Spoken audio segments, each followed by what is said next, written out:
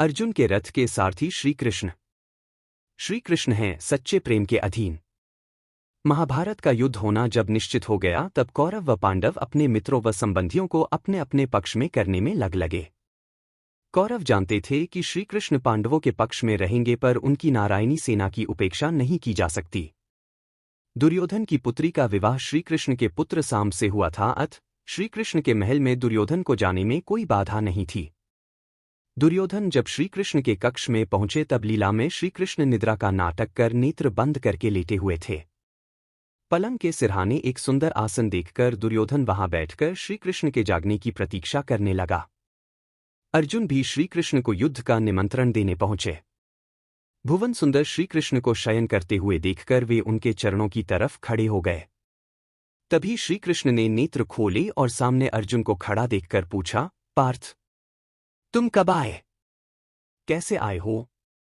दुर्योधन डरे कि कहीं अर्जुन को श्री कृष्ण किसी प्रकार की सहायता का वचन न दे दे, इसलिए उन्होंने कहा, वासुदेव, पहले मैं आया हूं। पांडवों से हमारा युद्ध तय है।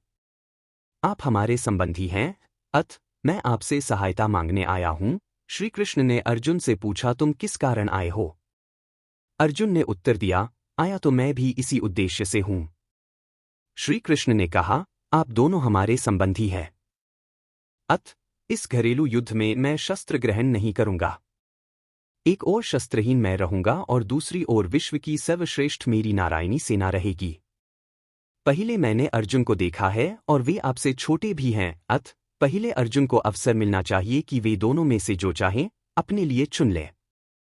अर्जुन को पहला अवसर देने के निर्णय से दुर्योधन का मुख ही सूख गया।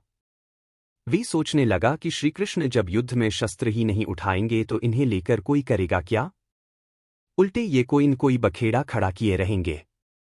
कहीं ऐसा न हो कि अर्जुन सेना ले ले और ये हमारे सिर पड़ जाएं। भगवान या उनका बल। अर्जुन को तो जैसे वरदान ही मिल गया। वे डर रहे थे कि कहीं पहला अवसर दुर्योधन को मिला और उसने यदि वासुदेव कृष्ण को चुन लिया तो अनर्थ हो जाएगा। अर्जुन ने तुरंत कहा, वासुदेव, आप हमारी ओर रहे। अर्जुन की बात सुनकर दुर्योधन खुशी के मारे आसन से उठकर बोला, हाँ हाँ ठीक है, यह हमें स्वीकार है। श्री कृष्ण पांडवों के पक्ष में रहे और नारायणी सेना को हमारे पक्ष में जाने की आज्ञा दें। श्री कृष्ण ने नारायणी सेना को दुर्योधन के साथ जाने की आज्ञा दे दी। दुर्योधन के चले जाने पर श्री कृष्ण ने हंसते हुए अर्जुन से कहा, पार्थ, तुमने यह क्या बचपना किया? युद्ध में मैं शस्त्र उठाऊंगा नहीं। मुझे लेकर तुम्हें क्या लाभ मिलेगा?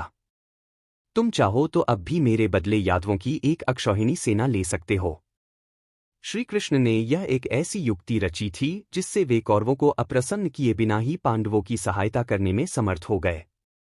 कौरवों को श्री कृष्ण के ईश्वर होने का बिल्कुल भी आभास नहीं था। श्री कृष्ण ने युद्ध में प्रत्यक्ष रूप से भाग नहीं लिया, परंतु वही वास्तव में पांडवों के प्राण और पथ प्रदर्शक थे। अर्जुन के नेत्र भर आए और वे बोले, माधव, आप मेरी परीक्षा क्यों लेते हैं? मैंने आपको किसी लाभ के लिए नहीं चुना है। पांडवों की विजय हो या न हो, हम आपके बगैर नहीं रह सकते। आप तो हमारे प्राण हैं। आपसे रहित आपका बल हमें नहीं चाहिए। महाभारत युद्ध में श्री कृष्ण ने अर्जुन के रथ का सारथी बनना क्यों स्वीकार किया? इसके पीछे एक विशेष कारण है। अर्जुन वास्तव में भगवान की प्रकृति, कार्यकारिणी शक्ति थे। धर्म स्थापना के लिए अवतार धारण करने का सारा कार्य भगवान को उन्हीं के द्वारा करवाना था। कौरवों का अनाचार और पांडवों का सदाचार, ये भगवान श्री कृष्ण के हाथ में दो लगाम की डोरियां थीं। धर्म रूपी दो घोड़ों को इन्हीं लगाम में कसकर भगवान ने मोक्षदायक रथ में जोता और स्वयं सारथी बनकर भक्तों का परित्राण और दुष्टों के दलन का कार्य किया। अर्जुन के प्राण श्री कृष्ण। महाभारत का युद्ध समाप्त हो गया। खेमे पर पहुंचकर श्री कृष्ण ने अर्जुन से कहा, तुम अपने गांडीव धनुष को लेकर पहले रथ से नीचे उतर जाओ, मैं पीछे उतरूंगा। यह आज नई बात थी, परंतु भगवान की आज्ञा मानकर अर्जुन पहले उतर गया। जैसे ही श्रीकृष्ण घोड़ों की लगाम छोड़कर रथ से नीचे उतरे, रथ की ध्वजा पर बैठा हुआ दिव्य वानर अंतर्धान हो गया। इसके बाद अर्जुन का वह रथ बिना अग्नि के ही जलकर भस्म हो गया। इस घटना से चकित अर्जुन ने श्री कृष्ण से इसका कारण पूछा तो भगवान ने बताया कि ब्रह्मास्त्र के तेज से यह रथ पहले ही जल चुका था। मैं इस पर बैठा हुआ इसे रोके हुए था।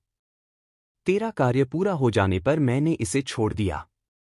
आज तू पहले न उतरता तो तू भी जलकर खाक हो जाता।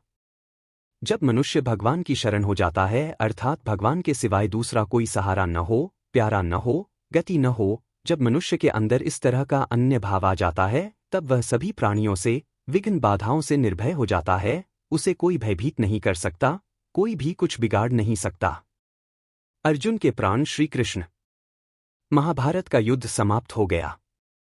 खेमे पर पहुंचकर श्री कृष्ण ने अर्जुन से कहा, तुम अपने गांडीव धनुष को लेकर पहले रथ से नीचे उतर जाओ, मैं पीछे उतरूंगा।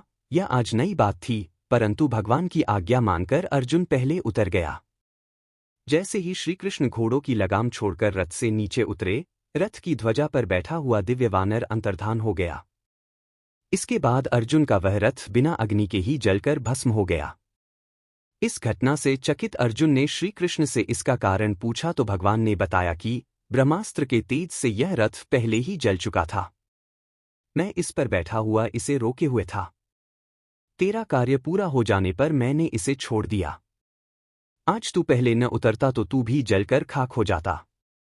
जब मनुष्य भगवान की शरण हो जाता है, अर्थात भगवान के सिवाय दूसरा कोई सहारा न हो, प्यारा न हो, गति न हो, जब मनुष्य के अंदर इस तरह का अन्य भाव आ जाता है, तब वह सभी प्राणियों से, विघ्न बाधाओं से निर्भय हो जाता है। उसे कोई भयभीत नहीं कर सकता, कोई भी कुछ बिगाड़ नहीं सकता।